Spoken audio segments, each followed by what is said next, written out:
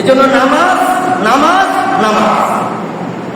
রাসূল কারীম সাল্লাল্লাহু আলাইহি ওয়াসাল্লাম অসুস্থ, মসজিদে নববীতে যেতে পারতেছেন না, হুজরা নিকটে।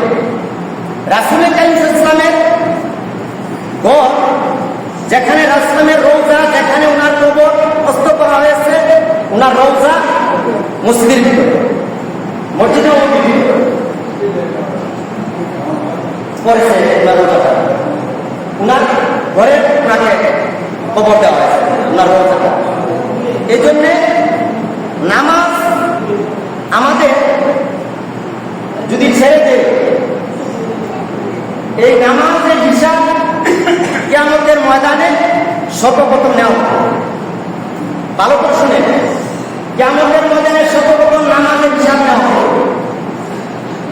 যার নামাজের হিসাব মিলে যাবে আল্লাহর রহমত দ্বারা, দয়া দ্বারা, আল্লাহ আপনাকে মাফ করে দেবেন। সমস্ত হিসাব আল্লাহ তার কুকুর থেকে ক্যালকুলেটর হিসাব মিলাই হবে।